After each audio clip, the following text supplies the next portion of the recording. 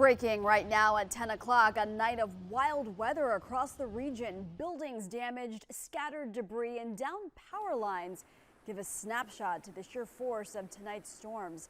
The National Weather Service confirming that a tornado ripped through parts of Delaware. Tonight, the city of Dover is under a state of emergency. It is Thursday night. Shari will be along in a moment. I'm Christy Oletto, and the big story on Action News is the damage left behind after a powerful system spawned 7 tornado warnings in just 3 hours this evening across the tri-state. We have live team coverage. Meteorologist Brittany Boyer has more on the storm's path. Action News reporter Leland Pinder is at the Jersey Shore, and Elizabeth Worthington is live in Dover, Delaware, where a confirmed tornado touched down. In fact, we just got this video right here minutes ago that shows one man's terrifying drive on Route 13 in Dover at the height of that storm. You can see the debris hitting his windshield and also flying all around him. Elizabeth, you're live along that very same stretch of road this evening with a look at the extensive damage. What's happening there? Yeah, Christy, it is absolutely wild to see that video, to see the destruction as it was happening, and then to be here and to see the aftermath of that video. So you can see the Super Lodge on North DuPont Highway. You saw pieces of the roof flying through the air in that video. This is what it looks like now. Pieces of the roof are indeed missing, and you can pan over and see the extensive damage to the entire structure. And then right next door to the Super Lodge is another hotel, Days Inn.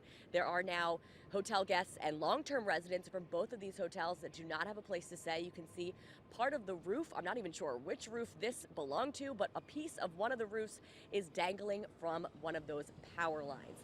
Take a look at this video from earlier. This is taken by a resident nearby, Caitlin Harvey. She took this right as she was driving by these two hotels right after the worst of the storm rolled through. That tornado hit around 6:15 tonight, and by 6:20, the city was under a state of emergency. Dover police say the city is now dealing with, quote, significant power outages and numerous intersections where traffic signals are not functioning, creating extremely dangerous travel conditions.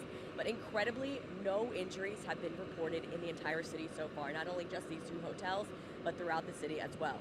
We talked to one man who's been living at the Super Lodge here for 9 months, and he was at work, fortunately, when this happened. It's unbelievable.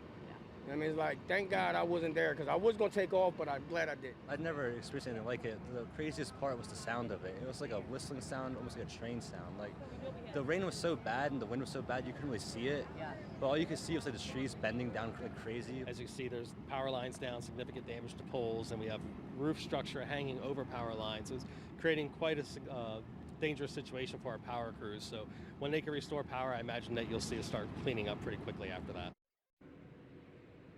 And yes, that is happening as we speak. And the Dover Police Department does have a very important message they want to get out to the public, and that is very simple. Stay home and stay off the roads if you are able. They said that earlier there was a lot of people driving by here with their phones, trying to get a picture, trying to get a video for social media. That is the last thing that they want people to do. They want there to be plenty of space and room for emergency crews to work and to get that power back on in your home.